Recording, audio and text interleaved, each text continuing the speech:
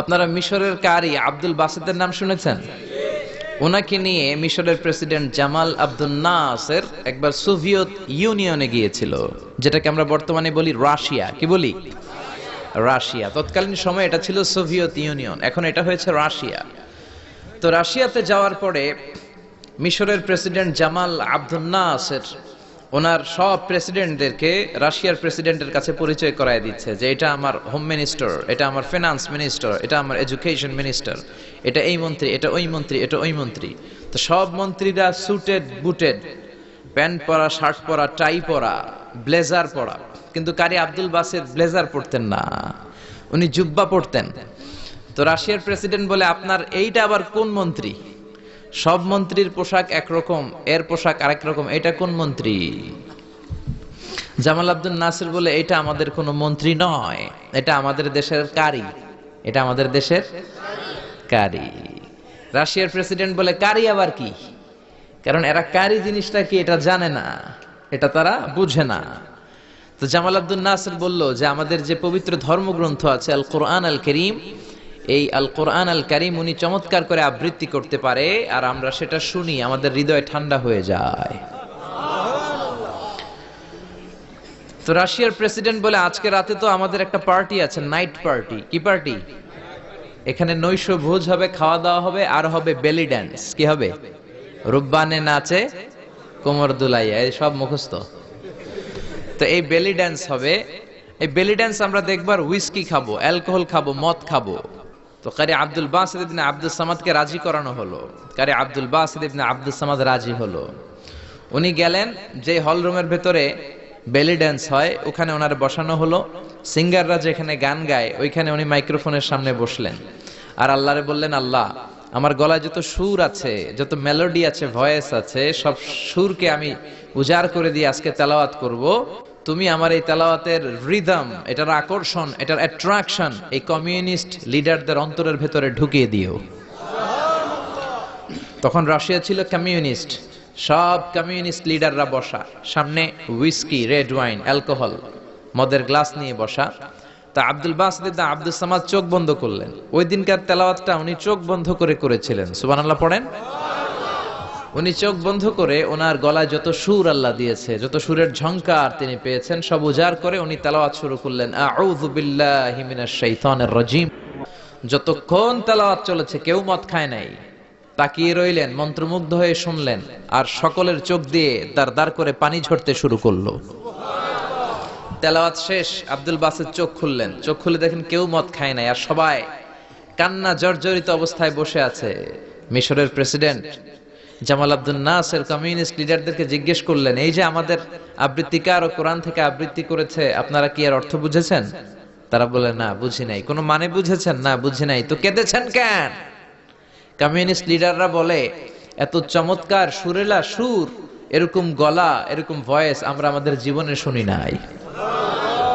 এটা শুনে আমাদের হৃদয়টা ঠান্ডা হয়ে গিয়েছে, আমাদের অন্তরে অনেক জ্বালা, অনেক যন্ত্রণা, অনেক দুঃখ কষ্ট, এগুলোকে ভুলে থাকার জন্য আমরা রাতে বেলি ড্যান্স দেখি আর মদ খাই। এরকম কারি যদি আমাদের দেশে থাকতো, আমরাও প্রতি রাতে বেলি ড্যান্স না দেখে কোরআন শুনতাম।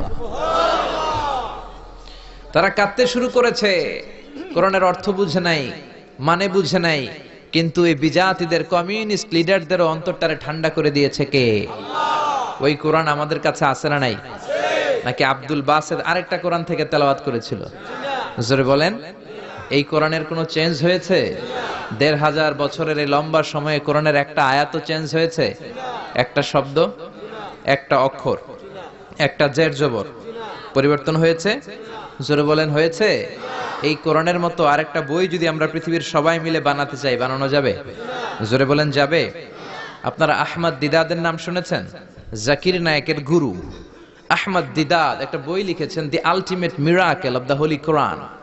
ওই বইতে তিনি উল্লেখ করেছেন, ইউনাইটেড স্টেটস অফ আমেরিকার কিছু বিজ্ঞানীরা সবচেয়ে পাওয়ারফুল যে কম্পিউটার, ক্রে 1 সুপার কম্পিউটার, এটা দিয়ে আমেরিকার মিলিটারিতে যারা চান্স পায়, মানে সেনাবাহিনীতে, তারা ম্যাথমেটিক্যাল ক্যালকুলেশনগুলো করার জন্য এই কম্পিউটার ব্যবহার করে।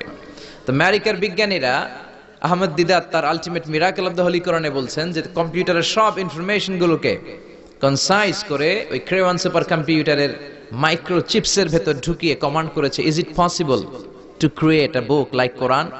ও কম্পিউটার, তুমি অ্যানালাইসিস করে বলো এই কোরআনের মতো আরেকটা বই কি পৃথিবীর মানুষের বানানো সম্ভব? আপনারা বলছেন জি না, কিন্তু কম্পিউটার বলেছে ইয়েস, সম্ভব, it's possible, it's possible, but you need to spend more than 63 octillion years. সম্ভব, কিন্তু পৃথিবীর সব মানুষদেরকে 63 অক্ট্রিলিয়ন বছর বেঁচে থাকা লাগবে আর চেষ্টা করা লাগবে। এটা শুনে বিজ্ঞানীরা তো মহা খুশি, হোক না অক্ট্রিলিয়ন আর ফক্ট্রিলিয়ন, পারা তো যাবে। কিন্তু নিউমেরিক্যাল সায়েন্স বলে যে octillion is very dangerous to reach there. Octillion হচ্ছে এমন একটা সংখ্যা যেটা পর্যন্ত পৌঁছা মানুষের পক্ষে অসম্ভব। সংখ্যাতাত্ত্বিক নিয়ম আমাদেরকে শেখায় যে সংখ্যা শুরু হয় একক দিয়ে, তারপরে দশক, তারপরে শতক, তারপরে সহস্র, তারপর উজুদ, তারপরে লক্ষ, তারপরে নিযুত, তারপর কোটি, তারপর মিলিয়ন, বিলিয়ন, ফিলিয়ন, জিলিয়ন, তারপরে হচ্ছে অক্ট্রিলিয়ন। সুবহানাল্লাহ কইতে বললেন না? এই 63 অক্ট্রিলিয়ন বছর আমাদের বাইসে থাকা লাগবে। আরে 63 বছরই তো আমরা হায়াত পাই না, ঠিক কি না? 63 অক্ট্রিলিয়ন বছর যদি পৃথিবীর সবগুলো মানুষ হায়াত পায় আর যদি চেষ্টা করে, তাহলে পারহ্যাপস, মেবি, সম্ভবত কোরআনের মতো আরেকটা বই বানালেও বানানো যেতে পারে। সর্বশেষ কম্পিউটারের স্ক্রিনে অ্যানালাইসিস শেষে, বিশ্লেষণ শেষে যে কথাটা এসেছে সেটা হচ্ছে it's quite impossible to create a book like Quran. পৃথিবীর মানুষগুলোর 63 অক্ট্রিলিয়ন বছর বেঁচে থাকাও সম্ভব না, কোরআনের মতো আরেকটা বইও বানানো সম্ভব না। চিল্লায় বলেন ঠিক কিনা? ওই কোরআন আমাদের হাতে আজও আছে না নাই? The greatest resource of power, the book of books, পৃথিবীর সবচেয়ে সেরা বই। এই বইয়ের কপিগুলো যদি কেউ আগুন দিয়েও জ্বালায় দেয়, আমাদের হাফেজ ভাইদের কলিজার ভেতরে কোরআন আছে না নাই? যদি আগুন লেগে ধ্বংস হয়ে যায়,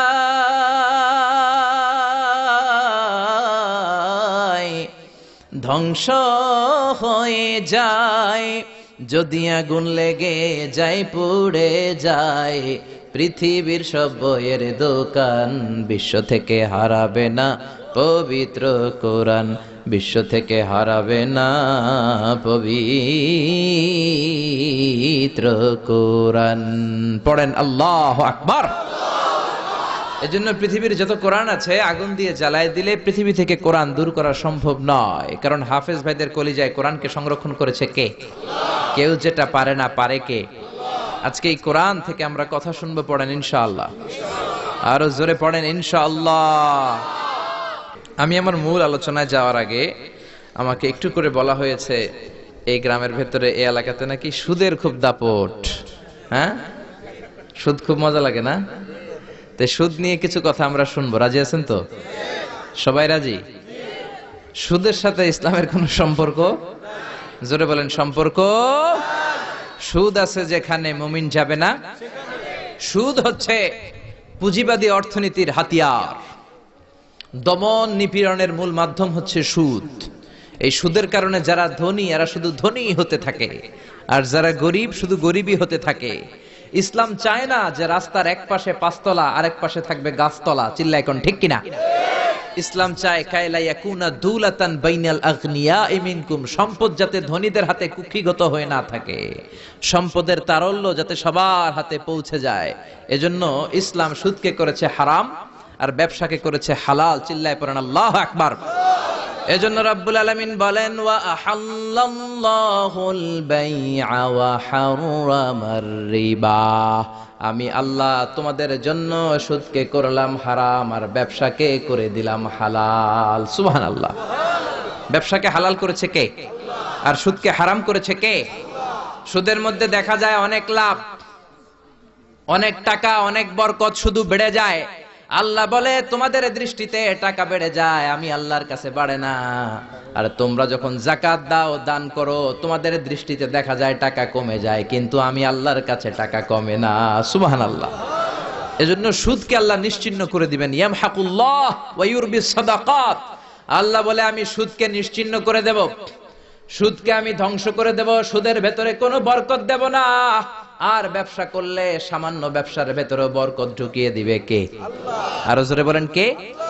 বিশ্বনবী সুদখোরদের উপর লানত দিয়েছে। কি দিয়েছে? লাআনা রাসূলুল্লাহ আকিলার রিবা ওয়া মুকিলাহু ওয়া কাতিবাহু ওয়া শাহিদাইহি। যারা সুদ খায় যারা সুদ দেয়, যারা সুদের দলিল লেখক, যারা সুদের সাক্ষী থাকে, সবার উপরে বিশ্বনবী লানত দিয়েছে। জোরে পড়েন নাউযুবিল্লাহ। এজন্য খবরদার, সুদের সাথে মুসলমানদের কোনো সম্পর্ক।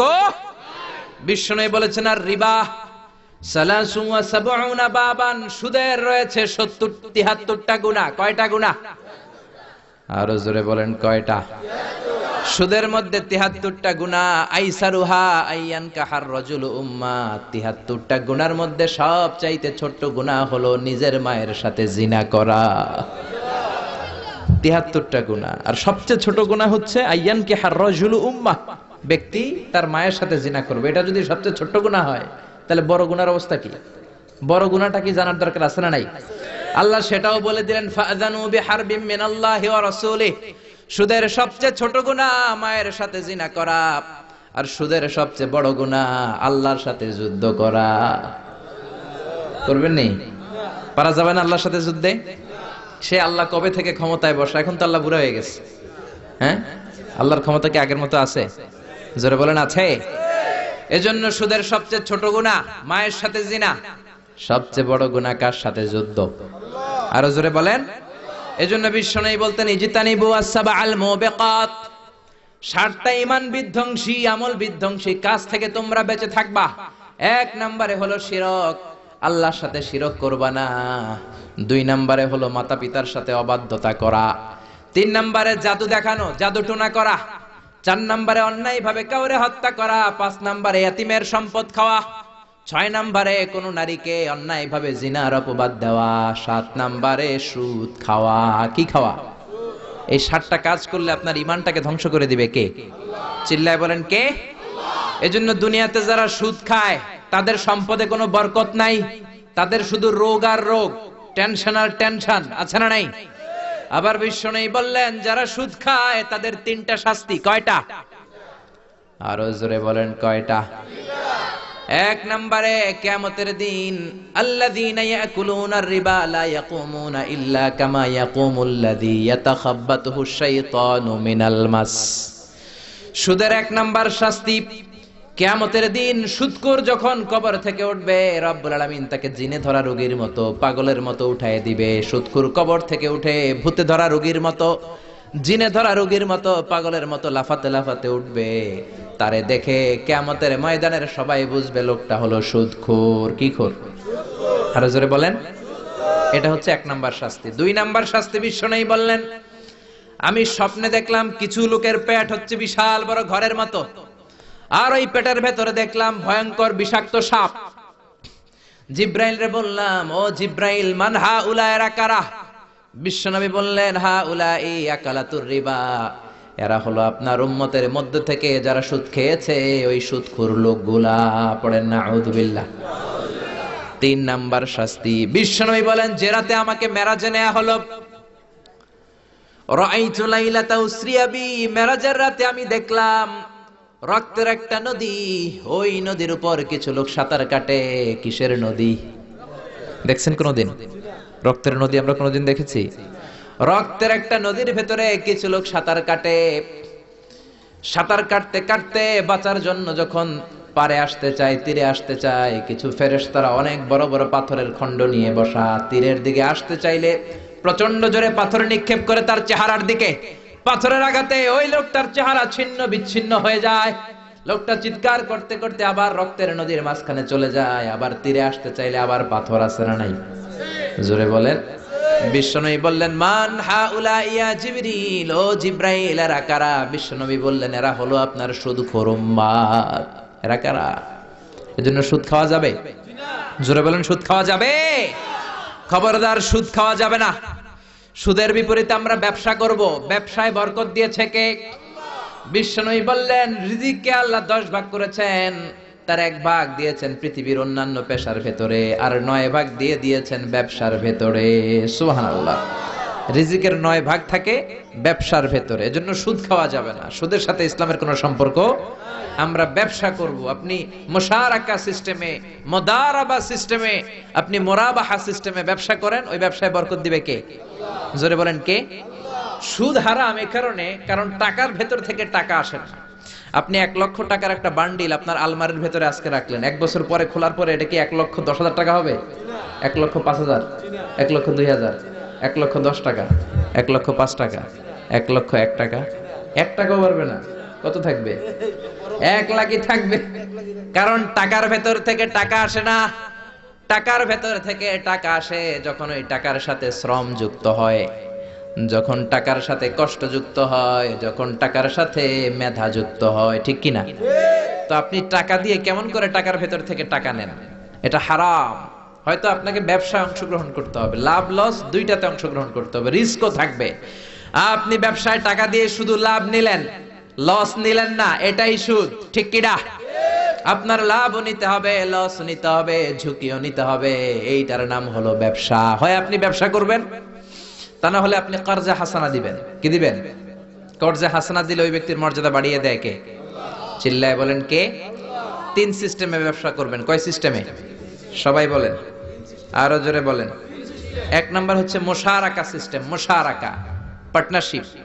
আমি আপনি শেয়ার, 3-4 জন মিলে শেয়ার, আমার টাকা আপনার টাকা, আর দুজনে মিলে ব্যবসা করব। আমার যদি ধরেন 4 লক্ষ টাকা হয়, আপনার যদি 6 লক্ষ টাকা হয়, তাহলে যেই লাভ হবে তার 60% নেবেন আপনি, 40% নেব আমি। লসও যদি হয় 60% আপনার উপর, 40% আমার উপর। এই ব্যবসাকে বৈধ করেছে কে? আল্লাহ। আরো জোরে বলেন না। 2 নম্বরে হচ্ছে আল মুদারাবা। মুদারাবাও বৈধ। মুদারাবা মানে হচ্ছে আপনার টাকা আমার শ্রম। আল্লাহ আমারে কোনো টাকা দেয় না, আমি মিসকিন, আমি ফকির, আমি দেব শ্রম, আপনি দিবেন টাকা। কত পার্সেন্ট লাভ হলে কে কতটা নিব এটা আমরা ভাগ করে নিব।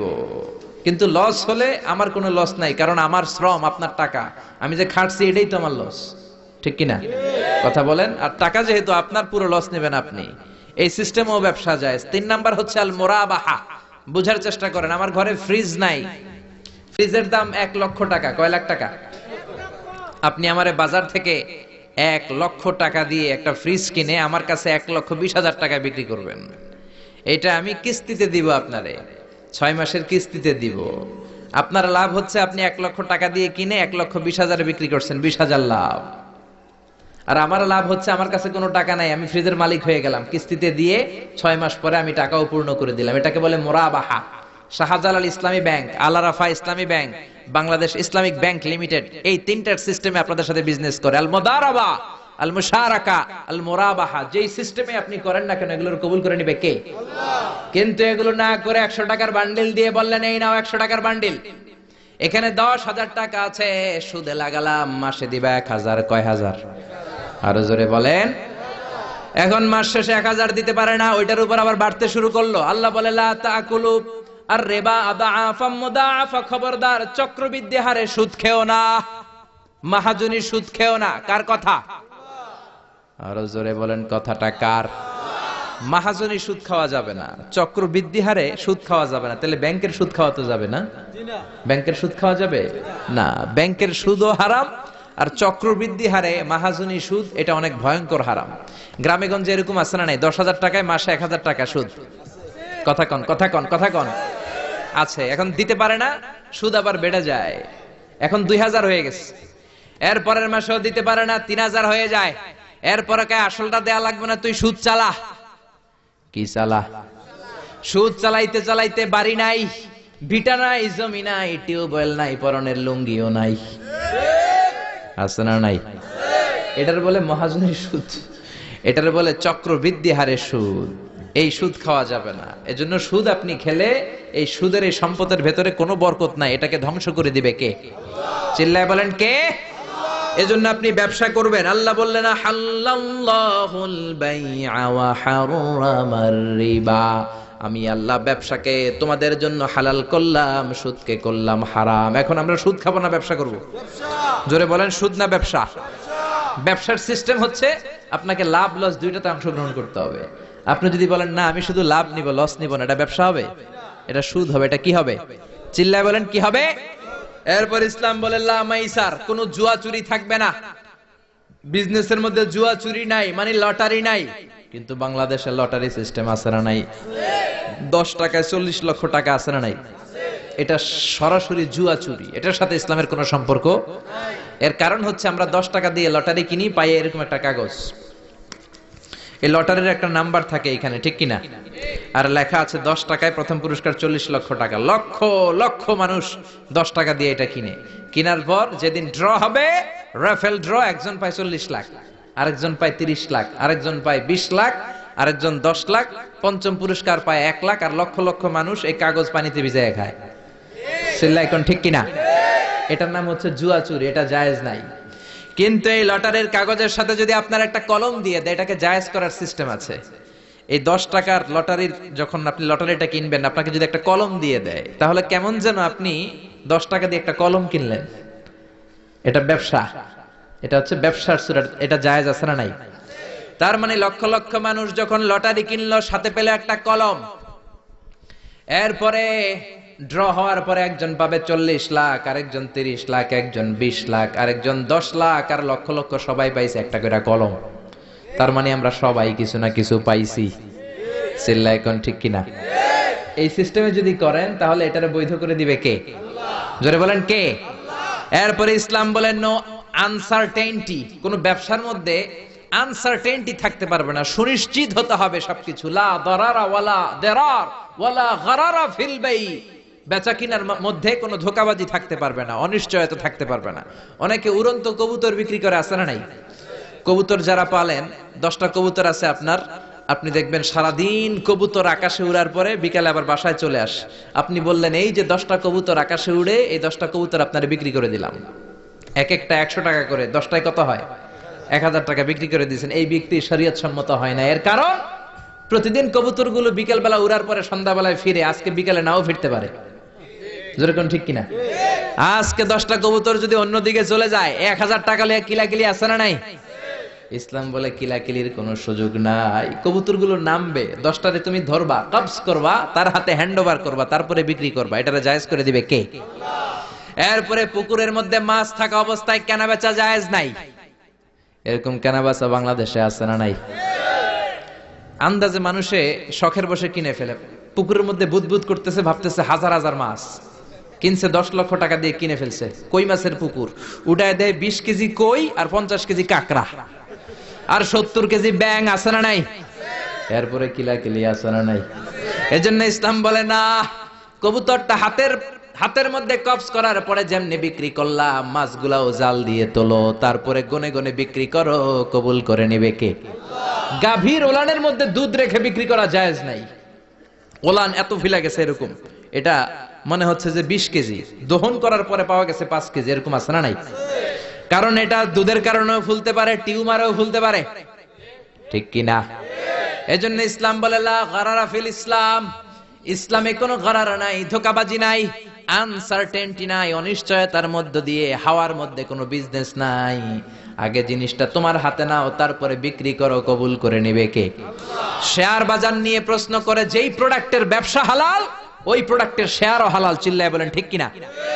এরপরে বিশ্বনবী বললেন মান গাশশানা ফালাইসা মিন্না, বেচা কিনার মধ্যে যে আমার উম্মতদের মধ্যে যে অন্যকে ধোঁকা দেয়, সে আমার উম্মত হতে পারে।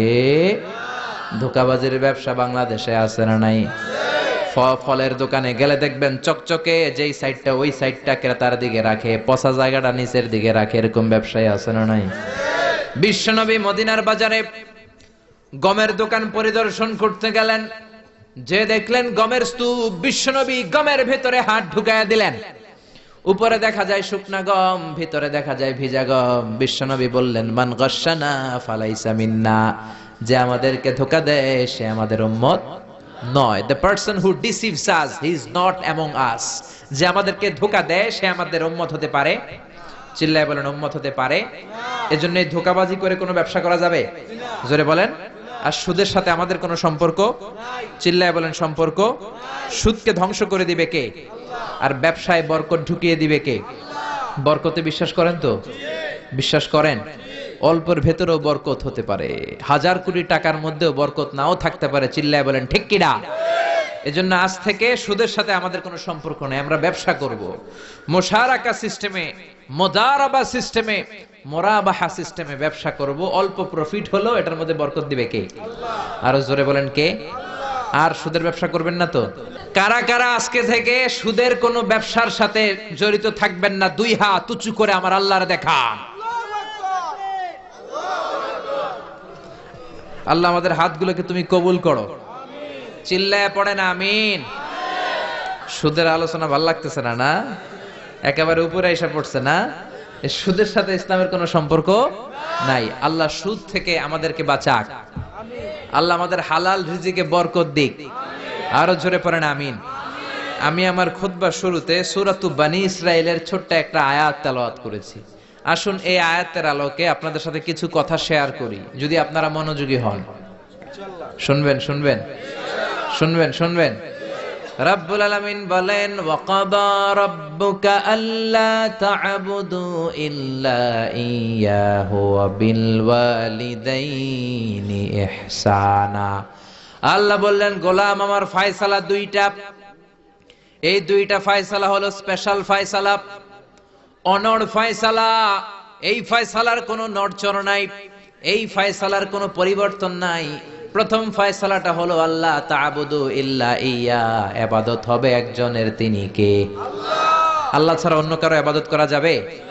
আবার আল্লাহ ডেকে বললেন, গোলাম জিন জাতি মানব জাতি এই দুইটা জাতিকে আমি সৃষ্টি করেছি শুধু আমার ইবাদতের জন্য, ঠিক কি না? ওয়ামা খালাকতুল জিন্না ওয়াল ইনসা ইল্লা লিয়াবুদুন। আমি জিন জাতি আর মানব জাতিকে কোনো কাজের জন্য তৈরি করি নাই, কোনো উদ্দেশ্যে বানাই নাই, শুধুমাত্র কেবলমাত্র একমাত্র আমি আল্লাহর ইবাদতের জন্য বানিয়েছি। কার কথা? আরো জোরে বলেন, কার? আল্লাহ ছাড়া কারো ইবাদত করা যায় না। এই পৃথিবীতে যত নবী এসেছে, এই পৃথিবীতে যত রাসূল এসেছে, সব নবী রাসূলের একটাই দাওয়াত ছিল, তোমরা ইবাদত করবে একজনের, তিনি কে? ইয়া কওমি ইবুদুল্লাহা মা লাকুম মিন ইলাহিন গায়রু। ও আমার কওমের লোকেরা, ও আমার স্বজাতির লোকেরা, এক আল্লাহ ছাড়া অন্য কারো ইবাদত করো না। জিকির করতে হবে একজনের, চাইতে হবে একজনের কাছে, সেজদা দিতে হবে একজনকে, তিনি কে? আল্লাহ ছাড়া কাউরে সেজদা দেয়া যাবে? আমাদের দেশে মাজারে যে সেজদা আছে না নাই, এই মাজারের নামে যে ভণ্ডামি, এটার সাথে ইসলামের কোনো রিলেশন আছে? সম্পর্ক আছে? এই ভণ্ডামির সাথে ইসলামের কোনো সম্পর্ক? দো দিল বান্দা কালমা চোরে, না পায় শ্মশান না পায় ঘোরে, দিন থাকিতে আয়রে পথে ছাইড়া দে ভণ্ডামি ভণ্ডামি ভণ্ডামি ভণ্ডামি, ছাইড়া দে ভণ্ডামি, ঠিক কি না? নামাজ রোজা করে না, ইবলিস শয়তানের নানা, এরকম আছে না নাই? নামাজ রোজা করে না, ইবলিস শয়তানের নানা, ধর্মের একখান খুঁটি ধইরা কয়দিন করবা হয়রানি, ভণ্ডামি ভণ্ডামি ভণ্ডামি, ছাইড়া দে ভণ্ডামি, ঠিক কি না? এজন্য ভণ্ডামির সাথে যারা জড়িত আছো, ভণ্ডামি ছেড়ে দাও, আল্লাহ ওয়ালা হয়ে যাও। তোমার জীবনে বরকত দিবে কে? তোমার জন্য জান্নাতের দরজা খুলে দিবে কে?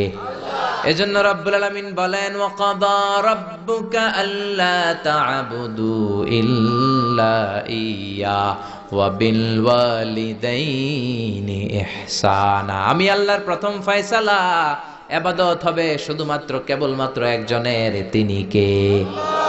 আমরা প্রত্যেক নামাজে সূরাতুল ফাতিহায় আল্লাহরে বলি, আল্লাহ ইহদিনাস সিরাতাল মুস্তাকিম, ও আল্লাহ আমাদেরকে সহজ সরল পথ দেখাও, সিরাতুল মুস্তাকিম দাও। আল্লাহ বলেন, আনি'বুদুনি হাযা সিরাতুম মুস্তাকিম, আমি আল্লাহর ইবাদত করো, এটাই সিরাতুল মুস্তাকিম। আল্লাহু আকবার।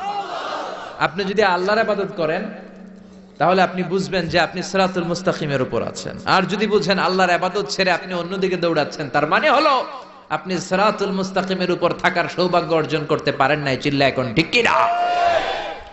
এজন্য আল্লাহ বললেন, আল্লাহর ফয়সালা কয়টা? আরো জোরে বলেন, কয়টা? এক নাম্বার ফয়সালা, ইবাদত হবে শুধু একজনের, তিনি কে? এই ফয়সালার সাথে সবাই একমত? দ্বিমত কেউ নাই? কেউ নাই?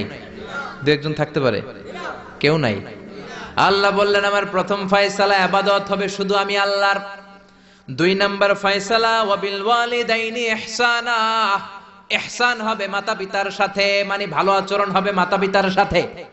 বুঝা গেল ইবাদত হবে আল্লাহর, ইহসান হবে মাতা পিতার। আল্লাহর সাথে, আল্লাহর জন্য আপনি ইবাদত করবেন, আর মাতা পিতার প্রতি আপনি ইহসান করবেন। ইহসান মানে সদাচরণ, ইহসান মানে খেদমত, ইহসান মানে তাদের জন্য খরচ করা, ইহসান মানে আপনার সব সম্পদ তাদের পায়ের সামনে, আপনার সব ক্ষমতা তাদের পায়ের সামনে বিলিয়ে দেয়া, বিছিয়ে দেয়া। চিল্লায় এখন ঠিক কিনা? এজন্য আল্লাহ বললেন আমার 2 নাম্বার ফয়সালা, ওয়াবিল ওয়ালিদাইনি ইহসানা, মাতা পিতার সাথে ইহসান করবা। আমরা বললাম আল্লাহ আপনার জন্য ইবাদত হবে এটা আমরা বুঝলাম, মাতা পিতার সাথে ইহসান কেমন করে হবে এটা আমরা বুঝলাম না। আল্লাহ বললেন ইহসান কাকে বলে যদি না বোঝো তাহলে বুঝে নাও, ইম্মা ইয়াবলুগান্না ইনদাকাল কিবারা আহাদুহুমা আও কিলাহুমা ফালা তাকুল লাহুমা উফ। আল্লাহ নিজেই ইহসানের ব্যাখ্যা দিচ্ছেন। আল্লাহ বললেন ইহসানের প্রথম তাফসীর হলো আব্বা আম্মা একজন কিংবা দুইজন যখন বার্ধক্যে উপনীত হয়ে যায়, যখন বয়সে পৌঁছে যায়, খবরদার তাদের কোনো কাজে তুমি নাক ছিটকাতে পারবা না, তাদের কোনো কাজে নাক ছিটকাতে পারবে না, তাদের কোনো কাজে এমনকি শব্দটাও বলা যাবে না। চিল্লা এখন ঠিক কিনা? কারণ আমরা যখন ছোট ছিলাম বাবা মারে কষ্ট দিয়েছি কি দেই নাই? আপনার কত বছর আগের ঘটনা মনে আছে? আপনার বয়স যখন 3 তখন আপনি কি করছিলেন মনে আছে? তো ওইটাই যদি মনে না থাকে, বয়স যখন 2 ছিল ওগুলা মনে আছে? বয়স যখন 1 ছিল ওগুলো মনে আছে? জ্বালাতনটা তো ওই সময় বেশি করছে। চিল্লা এখন ঠিক কিনা? শীতের রাত, আমাকে নিয়ে আমার মা ঘুমালো, আমাকে রেখেছে ডান দিকে, পেশাব করে ডান পাশটা আমি ভিজিয়ে দিয়েছি। আমার মা আমাকে ঘর থেকে বের করে দেয় নাই, শীতের রাতে বাম দিকে আমাকে শোয়ালো। কনকনে মাঘ মাসের শীতের রাতে বাম পাশটাতেও পেশাব করে ভিজিয়ে দিলাম, আমার মা আমারে ঘর থেকে বের করে দেয় নাই। আমার মা তার বুকের মাঝখানে রেখে ঘুমাতে শুরু করেছে। মাঘ মাসের শীতের রাত 3টার দিকে পেশাব করে মায়ের বুকটাও আমি ভিজিয়ে দিয়েছি, জামাটাও ভিজিয়ে দিয়েছি। মা 3টার দিকে উঠে নতুন শাড়ি পরে, নতুন জামা পরে, আগের ভিজা পেশাব মাখানো জামাটাকে চেঞ্জ করে আবার আমাকে নিয়ে ঘুমিয়েছে। আমাকে ঘর থেকে বের করেছে নাকি? জোরে বলেন। এজন্য আল্লাহ বুঝাতে চাইলেন, গোলাম ছোট্টবেলা যেমনি কষ্ট দিয়েছো, মা বাবা রেগে যায় নাই, তোরে লাথি মেরে ঘর থেকে তাড়ায় দেয় নাই, তোরে এতিমখানায় দেয় নাই। মা বাবা বয়সে যখন উপনীত হয়ে যায়, বার্ধক্যে যখন পৌঁছে যায়, ওই মা বাবারে খবরদার বৃদ্ধাশ্রমে দিয়ে আসবি না। বৃদ্ধাশ্রম বাংলাদেশে আছে না নাই? ছেলে আমার মস্ত মানুষ, মস্ত অফিসার, মস্ত ফ্ল্যাটে যায় না দেখা এ পারে ও পার, নানান রকম জিনিস আর আসবাব দামি দামি, সবচেয়ে কম দামি ছিলাম একে মাত্র আমি। ছেলের আবার আমার প্রতি অগাধ সম্ভ্রম, আমার ঠিকানা তাই বৃদ্ধাশ্রম। ঠিক কিনা? অনেক কপাল পোড়া আছে, ডাকাত আছে। মা বাবা বার্ধক্যে উপনীত হওয়ার পরে তাদের কর্মকাণ্ডে নাক ছিটকায়, ঘরে আর বাবা মারে রাখতে মনে চায় না, বৃদ্ধাশ্রমে রেখে আসে। এরকম ডাকাত আছে রাড়াই। বাবা মারে বৃদ্ধাশ্রমে দেয়া যাবে? চিল্লায় বলেন দেয়া যাবে? যেই বেয়াদব গুলো, যেই ডাকাত গুলো মার বাবারে বার্ধক্যে উপনীত হলে, বয়স হয়ে গেলে বৃদ্ধাশ্রমে দিয়ে আসে, ওই বেয়াদবটা বুড়া হলে ওর কপালে বৃদ্ধাশ্রম জুটবে না। চিল্লা এখন ঠিক কিনা? ভাঙ্গা থালা হাতে নিয়ে তুই ভিক্ষা করে খাবি। চিল্লা এখন ঠিক কিনা? আল্লাহ বললেন আমার 2 নাম্বার ফয়সালা, ওয়াবিল ওয়ালিদাইনি ইহসানা, মাতা পিতার সাথে ইহসান করবা। ইহসানের প্রথম ব্যাখ্যা, ইম্মা ইয়াবলুগান্না ইনদাকাল কিবারা আহাদুহুমা আও কিলাহুমা ফালা তাকুল লাহুমা উফ।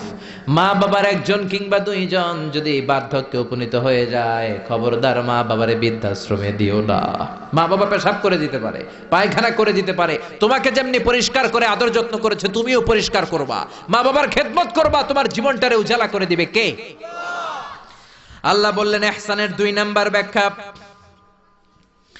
ওয়ালা তানহারহুমা, মা বাবারে ধমক দিও না। অনেক বেয়াদব ছেলে মেয়ে আছে, মা বাবার সাথে ঝিড়কি দিয়ে কথা বলে, ধমক দিয়ে কথা বলে, এলাকার লোকদের সাথে যখন কথা বলে ভদ্র ভাষায় কথা বলে, ঘরে ঢুকলে মায়ের গালি দেয়, আছে না নাই? বাবারে ডাকে বুড়া, মারে ডাকে বুড়ি, আছে না নাই? তুমি কেমন করে মায়ের বুড়ি ডাকো, বাবারে বুড়া ডাকো? তোমার বাপ মা তো বুড়া হয়েছে তোমার কারণে। তোমারে মানুষ করতে যে তোমার মা বাবা তাদের জীবন যৌবন হারিয়েছে। তোমারে মানুষের মতো মানুষ করতে যে তারা তাদের জমি হারিয়েছে। তোমারে বিদেশ পাঠাতে যে তারা তাদের ভিটেমাটি হারা হয়েছে। যেই বাবা মা তোমার জন্য সব কিছু ছেড়েছে, খবরদার ফালা তানহারহুমা, ওই বাবা মারে ধমক দিবা না। কার কথা? চিল্লায় বলেন কার? এরপর আল্লাহ বললেন ওয়ালা তানহারহুমা ওয়া কুল লাহুমা কওলান কারীমা, তাদেরকে ধমক দিবা না, বরং তাদের সাথে ভালো আচরণ করবা, কোমল ভাষায় কথা বলবা।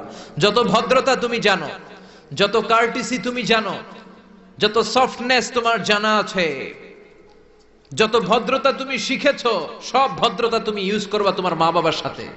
যত কোমল ভাষা তুমি জানো, যত শুদ্ধ কথা তুমি জানো, সব তোমার মা বাবার জন্য তুমি ইউজ করবা। চিল্লা এখন ঠিক কিনা? এরপরে রব্বুল আলামিন বললেন ওয়াখফিদ লাহুমা জানাহায-যুল্লি মিনার রাহমাতি ওয়া কুর রাব্বিরহামহুমা কামা রাব্বায়ানি সাগীরা, তাদের জন্য রহমতের ডানা বিছিয়ে দাও। তোমার যত ক্ষমতা আছে মা বাবার পায়ের সামনে ঢেলে দাও, যত অর্থ আছে তাদেরকে তুমি বিলিয়ে দাও। আর বাবা মা একজন কিংবা দুইজন যদি দুনিয়া ছেড়ে বিদায় নেয়, তাদের কবরের সামনে দাঁড়িয়ে চোখের পানি ছেড়ে পড়তে আরম্ভ করে দাও রব্বিরহামহুমা কামা রাব্বায়ানি সাগীরা ওয়া কুর রাব্বিরহামহুমা কামা রাব্বায়ানি সাগীরা। ও আল্লাহ, ছোট্টবেলা বাবা মা যেমনি আমার আদর দিয়ে সোহাগ দিয়ে কাছে টেনে নিয়েছে, কিয়ামতের দিন কবরের ভেতরে তুমিও আমার বাবা মার আদর করে কাছে টেনে নিও। পড়ে না আমিন? চিল্লায় পড়ে না আমিন? এজন্য ইবাদত হবে একজনের, তিনি কে? আর ইহসান হবে কার সাথে? এজন্য মা বাবার দোয়ার দরকার আছে না নাই? পৃথিবীর যত আল্লাহর ওলি আছে, যত পীর সাহেব আছে, সবাই এই পুরো কোরআন খতম করে যদি একটা গ্লাসের পানির মধ্যে ফু দেয়, আর আপনার আম্মা শুধু বিসমিল্লাহ বলে আরেকটা গ্লাসের পানির ভেতরে ফু দেয়, আল্লাহর কসম আপনার মায়ের দোয়াটা আগে কবুল হয়ে যাবে। এজন্য মা বাবার খেদমত করেন। আপনার বড় পীর সাহেব হলো আপনার বাবা, আপনার বড় পীর সাহেব হলো আপনার মা। দুনিয়ার সবাই দোয়া করলে ওই দোয়া মিস হয়ে যেতে পারে, মা বাবা দোয়া করলে মিস হবে নাকি? হবে।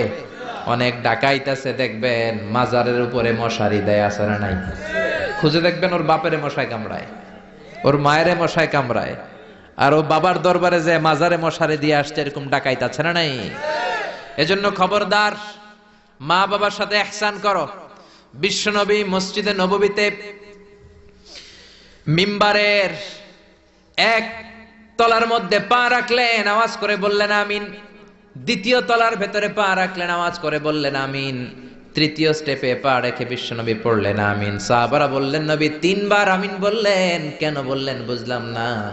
বিশ্বনবী বললেন প্রথম স্টেপে যখন পা রাখলাম, জিব্রাইল এসে বলল রমজান মাস পাওয়ার পরে রোজা রেখে ইবাদত করে যেই বান্দা গুনাহ মাফ করতে পারে নাই, তার উপরে আল্লাহর লানত। আমি বিশ্বনবী পড়লাম আমিন। দ্বিতীয় স্টেপে পা রাখলাম, জিব্রাইল বলল মাতা পিতা পাওয়ার পরে যারা মাতা পিতার খেদমত করে নিজের জীবনের গুনাহ ঝরাতে পারে নাই, জান্নাত কামাতে পারে নাই, তাদের উপরও আল্লাহর লানত। আমি বিশ্বনবী বললাম আমিন। 3 নাম্বার স্টেপে বিশ্বনবী বললেন আমার নাম শোনার পরে আমার যে উম্মত আমার উপর দুরূদ পড়ল না, তাদের উপর আল্লাহর লানত। আমি বললাম আমিন। পড়েন সাল্লাল্লাহু আলাইহি ওয়াসাল্লাম, চিৎকার করে পড়েন সাল্লাল্লাহু। এজন্য মাতা পিতার খেদমতের দরকার আছে না নাই? গোটা বিশ্বটা একদিকে, মায়ের দোয়া আরেকদিকে। চিল্লায় বলেন ঠিক কিনা? আপনি বুলেট মারলে বুলেট মিস হতে পারে, ড্রোন হামলা করলে মিস হতে পারে, মায়ের দোয়া মিস হবে? জোরে বলেন মিস হবে? এক সাহাবী বলল নবী আইয়ুল আমালে আফদাল, সবচেয়ে সেরা আমল কোনটা? বিশ্বনবী বললেন সবচেয়ে সেরা আমল হলো আসসালাতু ফি ওয়াক্তিহা, সময় মতো নামাজ পড়া। 2 নম্বরে বললেন বিররুল ওয়ালিদাইন, মাতা পিতার খেদমত করা। 3 নম্বরে বললেন আল জিহাদু ফি সাবিলিল্লাহ, আল্লাহর রাস্তায় জিহাদ করা। তার মানে পৃথিবীর শ্রেষ্ঠতম 3টা আমলের মধ্যে মাতা পিতার খেদমতের আমলটাও আছে না নাই? মাতা পিতার খেদমত এটা সবচেয়ে ভালো আমল। আরেক হাদিসে বিশ্বনবী বললেন এটা জিহাদের চেয়ে বেশি সওয়াবওয়ালা। এক সাহাবী বললেন নবী আস্তাযিনুকাল জিহাদ, আমি জিহাদে যেতে চাই, অনুমতি দেন। বিশ্বনবী বললেন তোমার বাবা মা কেউ বেঁচে আছে নাকি? সাহাবী বললেন বেঁচে আছে। বিশ্বনবী বললেন ফাফিহিমা ফাজাহিদ, যাও বাবা মার খেদমত শুরু করে দাও। বাবা মার খেদমত করলে ঘরে বসেই জিহাদের সওয়াব পাবা, ঘরে বসেই জিহাদের সওয়াব পাওয়া যাবে। রিদার রাব্বি ফি রিদাল ওয়ালিদ ওয়া সাকাতুহু ফি সাকাতিল ওয়ালিদ, বাবা মা খুশি তো আরশের মালিক খুশি, বাবা মা না খুশ তো আরশের মালিকও না খুশ। চিল্লায় কোন ঠিক কি না? এজন্য বিশ্বনবী বলতেন তোমাদের প্রত্যেকের ঘরের ভেতরে দুইটা জান্নাত আছে, কারণ জান্নাতে দুইটা স্পেশাল দরজা আছে। একটা দরজার নাম হলো আল আব মানে আব্বা, আর একটা দরজার নাম হলো আল উম মানে আম্মা। একটা দরজার নাম বাবা আর একটার নাম মা। এজন্য বিশ্বনবী বলেন এই দুইটা দরজার সাথে তোমরা কি আচরণ করবা তোমাদের ডিসিশন। হুমা জান্নাতুকা ওয়া নারুক, বাবা মাই তোমার জান্নাত, বাবা মাই তোমার জাহান্নাম। বাবা মার সাথে ভালো আচরণ করলে 8টা জান্নাতের দরজা তোমার জন্য খুলে দিবে কে? আর খারাপ আচরণ করলে জাহান্নাম আছে না নাই? তোমার বাবা মা যদি কাফের হয়, হিন্দু হয়, বৌদ্ধ হয়, তারপরও ভালো আচরণ করবা, ঠিক কি না? বাংলার জমিনে এরকম অনেক হিন্দু ফ্যামিলি আছে, হিন্দু ইয়াং ছেলে মুফাসসিরে কোরআনের তাফসীর শুনে হাতে হাত রেখে কালিমা পড়ে মুসলমান হয়ে গেছে, আছে না নাই? কিন্তু মা তো মুসলমান হয় নাই, বাবা তো মুসলমান হয় নাই, বাপ মা হিন্দুই রয়ে গেছে। তো বাপ মা হিন্দু, ছেলে মুসলমান, তুমি কি মা বাবার সাথে খারাপ আচরণ করতে পারবা? কথা বলেন। মা বাবা হিন্দু হোক, নাস্তিক হোক, বৌদ্ধ হোক আর খ্রিস্টান হোক, মা বাবার দোয়া নিতে হবে, আশীর্বাদ নিতে হবে। চিল্লা এখন ঠিক কিনা?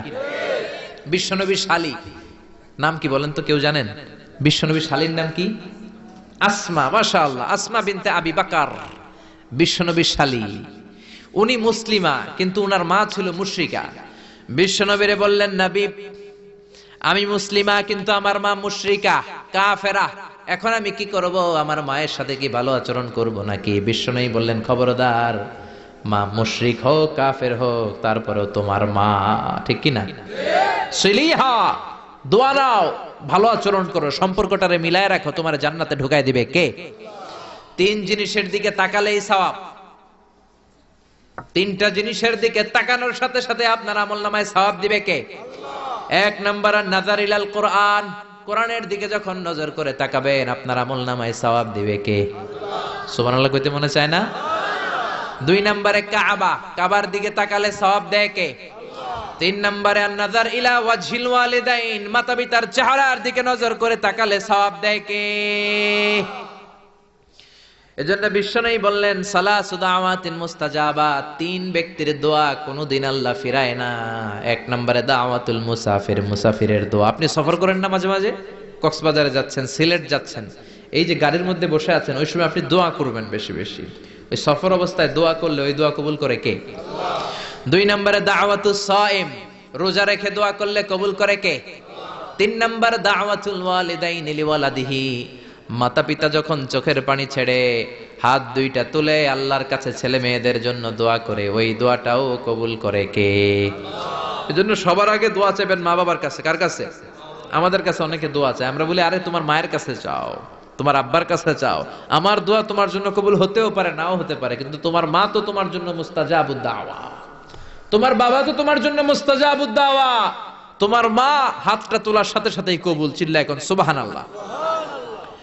একজন বাবা এবং মা ছেলে মেয়েদের জন্য কতটা কষ্ট সহ্য করে, কতটা জ্বালা যন্ত্রণা সহ্য করে, বাবা মা না হওয়ার আগে এটা কেউ বুঝবে না। আপনি শুধু ওয়াজ শুনতে পারবেন, কিন্তু বুঝবেন তখন যখন একটা ছেলে হবে, যখন একটা মেয়ে হবে, ঠিক কি না? এজন্য বিশ্বনবী বলতেন আল জান্নাতু তাহতা আকদামি উম্মাহাতিকুম, ও দুনিয়ার মানুষেরা শোনো শোনো, যেই জান্নাতের জন্য তোমরা পাগল, যেই জান্নাতের বর্ণনা শুনলে তোমাদের হৃদয় ঠান্ডা হয়ে যায়, যেই জান্নাতে যাওয়ার জন্য তোমরা ইবাদত করো, ওই জান্নাত থাকে তোমাদের মায়ের পায়ের তলায়। এই দুনিয়ার পুরুষ মানুষদের পায়ের নিচে থাকে জুতা, জুতার নিচে থাকে বালি, আর এই দুনিয়ার এক একটা মহিলার পায়ের নিচে থাকে তার ছেলে মেয়েদের জান্নাত। ওগো মা তুমি এই ধরনের শ্রেষ্ঠ নেয়ামত, তোমারই পদ তলে রয়েছে জান্নাত। ওগো মা তুমি এই ধরনের শ্রেষ্ঠ নেয়ামত, তোমারই পদ তলে রয়েছে জান্নাত। সুবহানাল্লাহ পড়েন। এই পৃথিবীটারে 100 বার বিক্রি করলে যে টাকা হবে, ওই টাকা দিয়ে জান্নাতের একটা চেয়ারের দাম হবে? সবাই বলেন হবে না। আচ্ছা, এই পৃথিবীটারে 5000 বার বিক্রি করলে যেই মূল্য বা টাকা পাওয়া যাবে, ওই টাকা দিয়া জান্নাতের একটা টেবিল কিনা যাবে? আর যেই 8টা জান্নাত মায়ের পায়ের নিচে পড়ে আছে, ওই পা দুইটার দাম আল্লাহর কাছে বেশি না কম? জোরে বলেন বেশি না কম?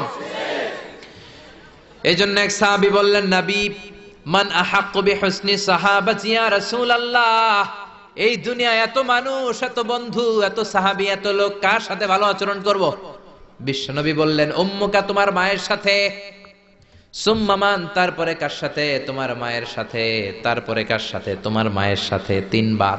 আর এক হাদিসে আছে 4 বার বললেন তোমার মায়ের সাথে, 5ম বার বললেন তোমার পিতার সাথে। সুবহানাল্লাহ। মায়ের মর্যাদা 4 গুণ বেশি। কয় গুণ?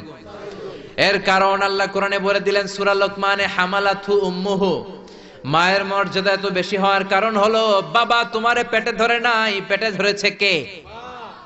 ওয়াহানান আলা ওয়াহান, 10 মাস 10 দিন বাবা কষ্ট সহ্য করে নাই, করেছে কে? ওয়াফিসালুহু ফি আমাইন, 2 বছর বাবা তোমারে দুধ খাওয়ায় নাই, দুধ খাওয়ালো কে? কত লিটার দুধ, কত গ্যালন দুধ, কত কেজি দুধ মায়ের বুক থেকে আপনি খেয়ে খেয়ে সাবার করছেন 2 বছরে, কোনো হিসাব আছে? জোরে বলেন। বিশ্বনবী বললেন, লাউ কাতাআতা জিলদাক, তোমার চামড়াটা কেটে কেটে রোদে শুকিয়েও যদি মায়ের 2 পায়ের 2টা জুতা বানিয়ে দাও, ছোট্টবেলায় 1 ঢোক দুধ যে তুমি খেয়েছো, সেই 1 ঢোক দুধের শোধ আদায় হবে নাকি? মায়ের একেধারে দুধের দাম, কাটিয়া গায়ের চাম, পাপোশ বানাইলেও ঋণের শোধ হবে না। এমন দরদি ভাবে কেউ হবে না আমার মাগো, এমন দরদি ভাবে কেউ হবে না আমার মাগো। পড়েন না আল্লাহু আকবার। বিশ্বনবীর সাহাবী নাম হলো আলকামা। কি নাম? সবাই বলেন কি নাম? আলকামা বিশ্বনবীর সাহাবী। ইন্তেকালের আগে আলকামার জিহ্বা দিয়ে কালেমা বেরোয় না। 3 দিন যাবত বিছানায় পড়ে আছে, মুমূর্ষ, মরে যাবে, কিন্তু জিহ্বা দিয়ে কালেমা বেরোয় না। বিশ্বনবী বলেছেন, লাকিনু মাউতাকুম লা ইলাহা ইল্লাল্লাহ, তোমরা মরণের আগে তোমাদের মুমূর্ষ রোগী মৃতদের সামনে লা ইলাহার তালকিন দাও। যখন দেখবেন আপনার চাচার রুহুটা বের হয়ে যাচ্ছে, দাদার রুহুটা বের হয়ে যাচ্ছে, বাবার রুহু বের হয়ে যাচ্ছে, তার শিয়রের সামনে, কানের সামনে বসে পড়তে আরম্ভ করবেন, লা ইলাহা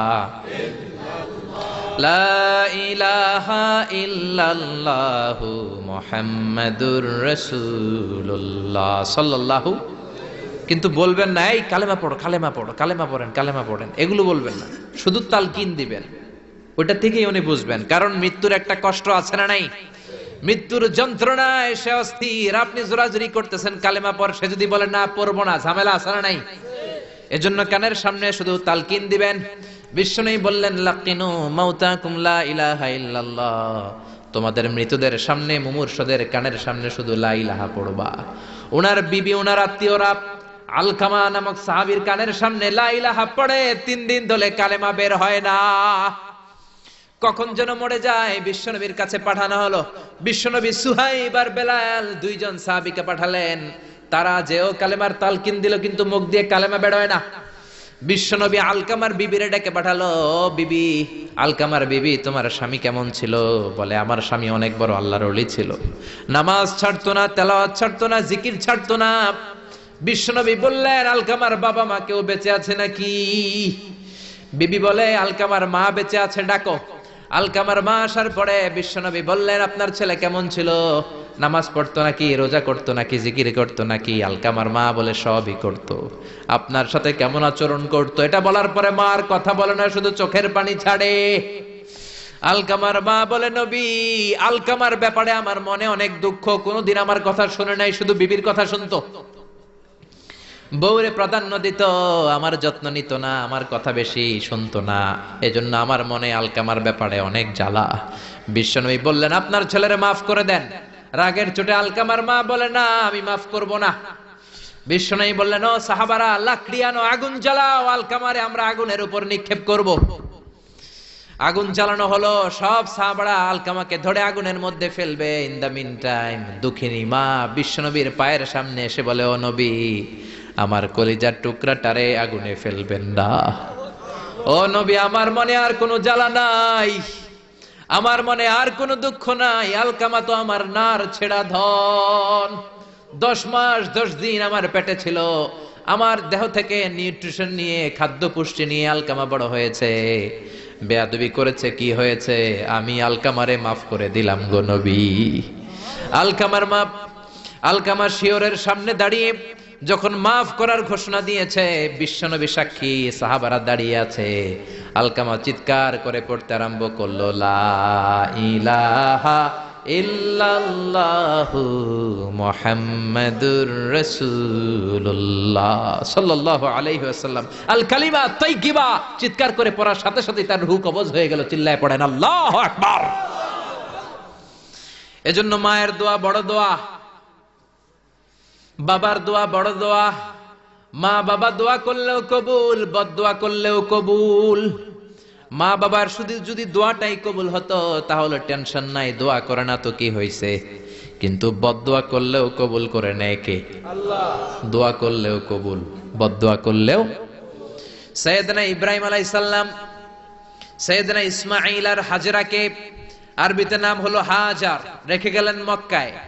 ওনার বিবি হাজরা ইন্তেকাল করলো, ছোট্ট দুধের শিশু ওনার পায়ের ধাক্কায় জামজামের পানি বের হলো, বড় হতে লাগলেন। শৈশব পেরিয়ে কৈশোর, কৈশোর পেরিয়ে যৌবন, তাগড়া যুবক। তখন জুরহুম নামক একটা কওমের একটা মেয়েকে তিনি বিয়ে করলেন। বিয়ে করে সুখের সংসার শুরু করলেন আল্লাহর আদেশে। অনেক পরে সাইয়েদনা ইব্রাহিম তার কলিজার টুকরা ইসমাইলের বাড়িতে বেড়াতে গেল। কার বাড়িতে? কে গেল বেড়াতে? সাইয়েদনা ইব্রাহিম বেড়াতে গেলেন। যাওয়ার পরে দেখে সাইয়েদনা ইসমাইল ঘরে নাই। দরজার বাইরে থেকে সালাম দিলেন, আসসালামু আলাইকুম। এটা কিন্তু প্রামাণ্য বর্ণনা দিচ্ছি আমি বুখারী থেকে, বুখারীর বর্ণনা, এটা গল্প না। দরজার বাইরে থেকে সালাম দিলেন, আসসালামু আলাইকুম। ভেতর থেকে কর্কশ গলায়, ঝাঁঝালো কণ্ঠে, কণ্ঠের মধ্যে কোনো মায়া নাই, দয়া নাই, এরকম একটা কণ্ঠের মেয়ে উত্তর করে বলল, ওয়া আলাইকুমুস সালাম। সাইয়েদনা ইব্রাহিম জিজ্ঞেস করলো, কাইফা হালুকি ইয়া উম্মি, ও মা তুমি কেমন আছো? মেয়ে কয়, বেশি ভালো না। সংসার কেমন চলে? সুবিধার না। খাওয়া দাওয়া ঠিক মতো হয়নি না, কিচ্ছু হয় না। আমনে কেডা? সাইয়েদনা ইব্রাহিম বলে, আমি কে তোমার জানার দরকার নাই। ইদা জাআ যাওজুকি মিনাল গাবা, স্বামী যখন তোমার বন থেকে শিকার করে ফিরবে, ফাকরাই আলাইহিস সালাম, তোমার স্বামীরে আমার পক্ষ থেকে একটা সালাম দিবা। ও মুরিহিয়া ইয়াগায়রা আতাবাতা বাবিহি, বলবা ঘরের দরজার চৌকাঠটা যেন পাল্টে ফেলে। সাইয়েদনা ইব্রাহিম চলে গেলেন। বিকেল বেলা জঙ্গল থেকে শিকার করে সাইয়েদনা ইসমাইল ঘরে ফিরলেন। ঘরে ফেরার পর বিবি বলে, একটা বুড়া আইছিল। বুড়া? কে আইছিল? সাইয়েদনা ইসমাইল বলে, বুড়া? বুড়া মানুষ আবার আমার ঘরে আসবে কেন? কেন আসছে? আপনারে সালাম দিছে, ওয়া আলাইকুমুস সালাম। আর কি বলছে? বলেছে আপনি যেন ঘরের দরজার চৌকাঠ পাল্টে ফেলেন। ও মিয়া, চোর বোঝে চোরের সিগন্যাল, পুলিশ বোঝে পুলিশের সিগন্যাল, নবী বোঝে নবীর সিগন্যাল, ঠিক কিনা? সাইয়েদনা ইসমাইল তো বুঝে ফেললেন, কিরে ঘরের দরজার চৌকাঠ পাল্টে ফেলো, এরকম রূপক কথা, মেটাফরিক্যাল ইঙ্গিত দুনিয়ার সাধারণ মানুষ দিতে পারে না। চিৎকার দিয়ে বিবিরে বললেন, ও কপাল পুড়ি, তুই কি করলি? নিজের কপাল পুড়লি, নিজের কপালে নিজে কুড়াল দিলি। যেই লোকটারে বুড়া বুড়া বলে সম্বোধন করলি, ওই লোকটার কেউ নয়, আমার জন্মদাতা পিতা, এই জামানার সবচেয়ে বড় পয়গম্বর ইব্রাহিম খলিল।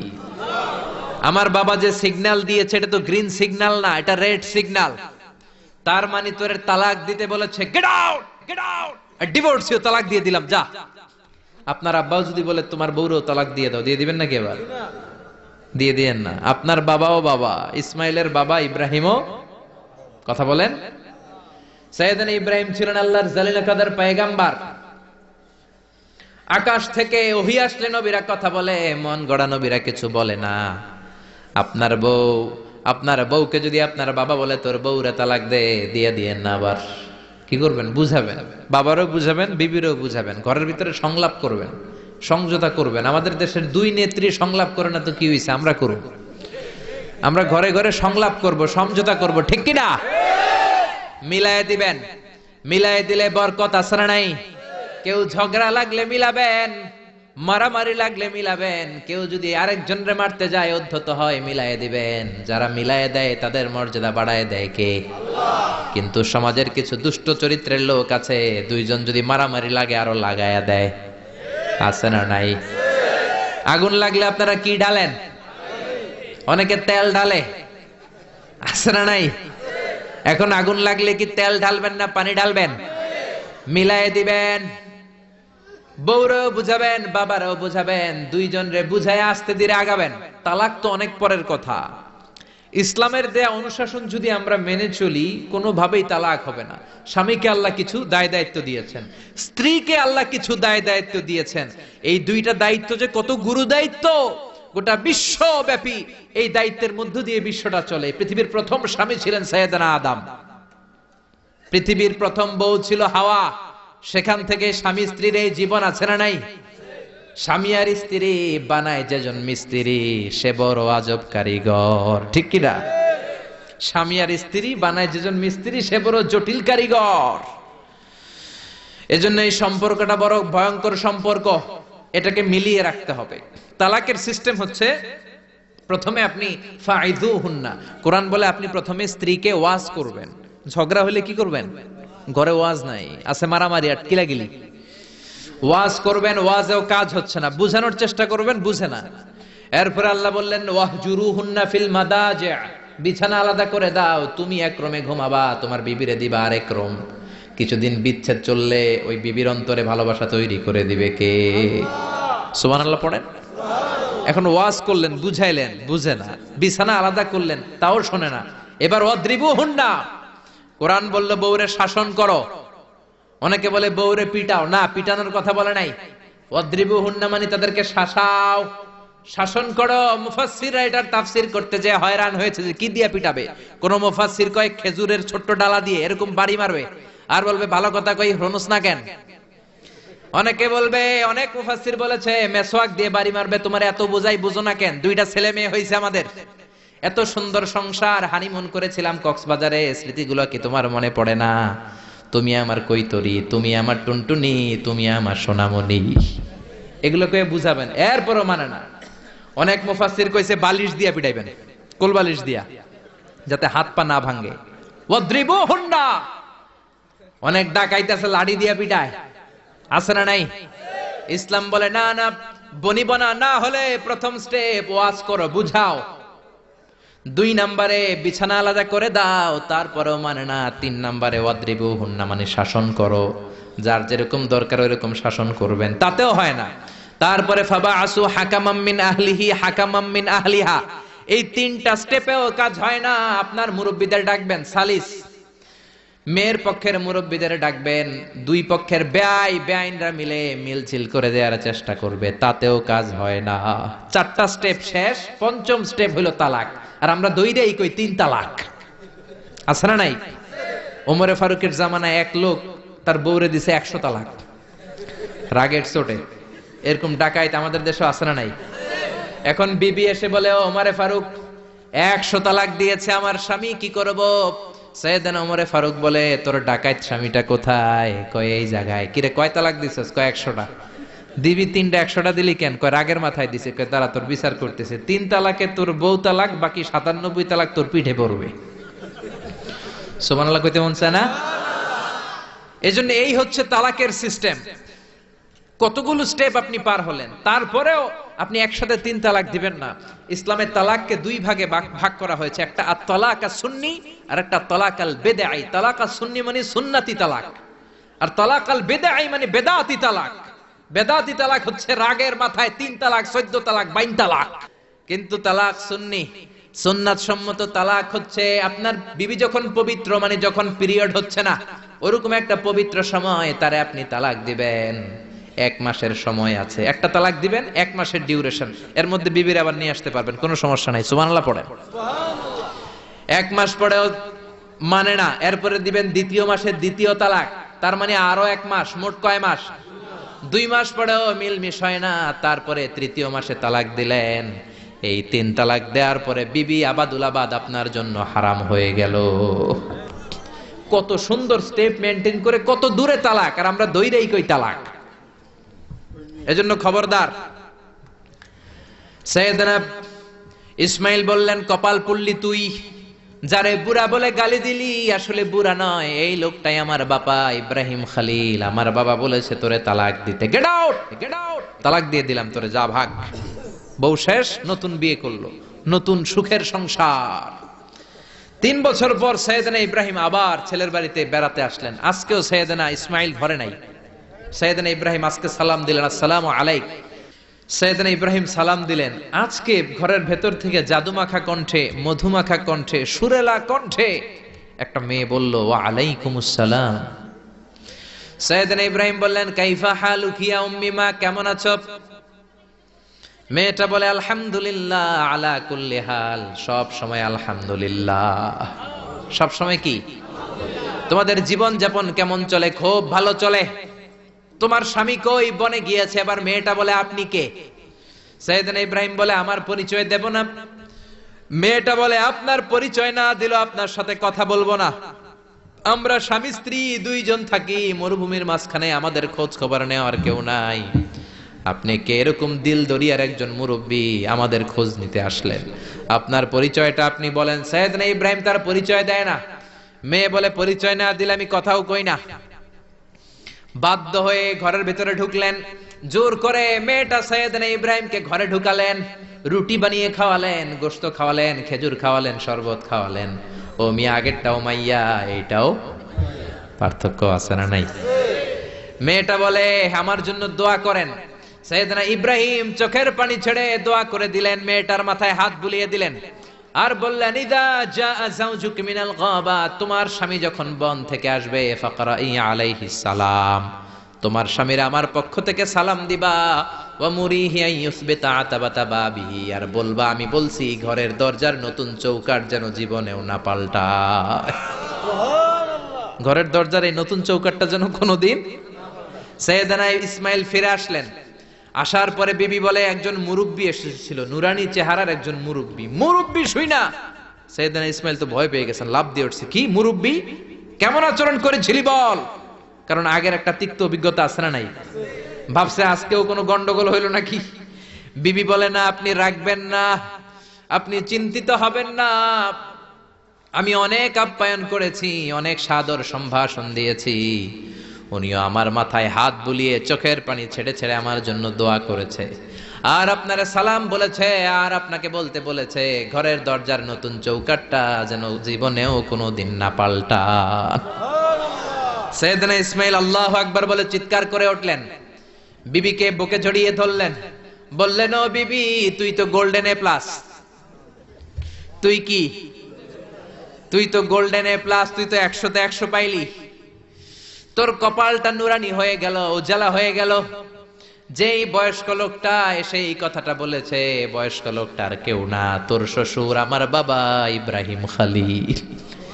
আর যেই কথা বলেছে, এই কথাটার মানে হলো তোরে যেন আমি তালাক না দেই, তোর হাতটা যে আমি ধরলাম, এই হাত ধরেই যেন তোরে নিয়ে জান্নাতে ঢুকে যায়। আল্লাহু আকবার। এজন্য বাবার দোয়া, মায়ের দোয়া যার জীবনের মধ্যে আছে, তার জীবনে কোনো ভয় আছে নাকি? জোরে বলেন, কোনো ভয় আছে? এজন্য দোয়া নিবেন বাবার কাছ থেকে, মায়ের কাছ থেকে। সাইয়েদনা মুসা আলাইহিস সালাম আল্লাহরে বললেন, আল্লাহ, মাইয়াকুনু জালিসি ইয়াউমাল কিয়ামা, কিয়ামতের দিন বিচারের শেষে বনি ইসরাইলের আমি বড় পয়গম্বর মুসা যখন জান্নাতে যাব, কে আমার সাথে জান্নাতি হবে? আল্লাহ বললেন, সাহিবুকা ফিল জান্নাতি জাজ্জার, তোমার সাথে জান্নাতে ঢুকবে বনি ইসরাইলের একজন কসাই। কে? কসাই। সুবহানাল্লাহ কইবেন না? একজন কসাই যাবে। মুসা আলাইহিস সালাম বললেন, কি রে, আমি এত বড় নবী, কোন নবী যাবে না আমার সাথে, কোন ওলি যাবে না, কোন হাফেজে কোরআন যাবে না, কোন আলেম যাবে না, কসাই যাবে কেন? আল্লাহ বললেন, দেখে আসো কেন যাবে কসাই। সাইয়েদনা মুসা আলাইহিস সালাম কসাইয়ের দোকানে গেলেন, দেখলেন না কসাইয়ের স্পেশাল কোনো আমল তো দেখা যায় না, খালি গোশত কোপায়। কি কোপায়? সারাদিন গোশত বিক্রির পরে বিকেল বেলা সবচেয়ে চমৎকার গোশতের একটা টুকরা নিয়ে কসাই দোকান বন্ধ করে বাড়িতে যায়। সাইয়েদনা মুসা আলাইহিস সালাম ছদ্মবেশে কসাইয়ের পেছনে পেছনে যায়। কসাই ঘরে ঢুকার পরে সাইয়েদনা মুসা আলাইহিস সালাম ঘরে নক করা শুরু করলেন। কসাই দরজা খুলে দেওয়ার পর সাইয়েদনা মুসা আলাইহিস সালাম পরিচয় গোপন করে বলে, আমি একজন মুসাফির, আজকে রাতে আপনার ঘরে থাকতে চাই। কসাই বলে, আহলান সাহলান মারহাবান তাইয়্যিবা, আসেন থাকেন, কোনো সমস্যা নাই, পাশের ঘরে বসেন, ওই ঘরে আমার একটু কাজ আছে। পাশের ঘরে যে মাচা থেকে একটা বৃদ্ধা মহিলাকে নামিয়ে নিজ হাতে গোসল করিয়ে গোশত কেটে রান্না করে রুটি দিয়ে মহিলাটারে খাওয়ানোর পর মহিলাটা হাতের মধ্যে আঁচলটা টেনে চোখের পানি ছেড়ে বিড়বিড় করে কি যেন দোয়া করে। সাইয়েদনা মুসা আলাইহিস সালাম শুনতে পেলেন না। ওই মহিলাকে খাওয়ানোর পরে প্লেটের মধ্যে গোশত আর রুটি নিয়ে কসাই যেয়ে বলে, ও ভাই মুসাফির, এই নেন খাবার, রাতের খাবার খেয়ে আপনি ঘুমিয়ে যান, সকালে আপনি যাবেন আপনার পথে, আমি যাব আমার দোকানে। সাইয়েদনা মুসা আলাইহিস সালাম বলে, রাতের খাবার পরে খাবো, আগে বলো ওই মাচার মধ্যে বৃদ্ধা মহিলাটাকে। কসাই বলে, এই মহিলাটা ছাড়া এই পৃথিবীতে আমার কেউ নাই, আমি ছাড়া এই মহিলাটারও আর কেউ নাই। এই মহিলাটা ওই মহিলা যে আমারে 10 মাস পেটে ধরেছে। আল্লাহু আকবার। এই মহিলাটা আমার জনম দুঃখিনী মা, মা ছাড়া আমার কেউ নাই, আমিও ছাড়া আমার মায়ের কেউ নাই। প্রতিদিন আমি আমার মারে গোসল করাই, নিজ হাতে টাওয়াল দিয়ে গা মুছে দেই, তেল মালিশ করে দেই, গোশত রান্না করে রুটি দিয়ে খাওয়াই, আর আমার মা আমার জন্য দোয়া করে। সাইয়েদনা মুসা আলাইহিস সালাম বললেন, বিড়বিড় করে তোমার মা 2 হাত তুলে কি দোয়া করেছে আমারে বলো, আমি তো বুঝলাম না। কসাই বলে, আমার মা প্রতিদিন খাওয়ার পরে খুশি হয়ে যায়, প্রতিদিন খেয়ে দে খুশি হয়ে চোখের পানি ছেড়ে আমার জন্য দোয়া করতে শুরু করে। একটা পাগলা দোয়া, বিগত 20 বছর যাবত আমার আম্মা এই দোয়াটা করে। আমি জানি এই দোয়া কোনোদিনই আল্লাহর কাছে কবুল হবে না। সাইয়েদনা মুসা আলাইহিস সালাম বললেন, ও ভাই বলোই না কি দোয়া করে, আমারে বলো বলো। কসাই বলে, আমার মা বলে, আল্লাহুম্মা জাআল ইবনি জালিসা মুসা ইয়াউমাল কিয়ামাহ। খাওয়ানোর পরে খুশি হয়ে হাত তুলে আমার মা বলে, আল্লাহ আমি আমার ছেলের খেদমতে এত খুশি, আমার ছেলের জন্য আমি হাত তুলে দোয়া করে দিলাম। শুনেছি এই জামানার বড় পয়গম্বর, বনি ইসরাইলের সবচেয়ে বড় পয়গম্বর হলো মুসা। আমার ছেলে কিয়ামতের দিন বিচার শেষে মুসা যখন জান্নাতে যাবে, আমার ছেলেরও মুসা নবীর সাথে তুমি জান্নাতে ঢুকাইয়া দিও।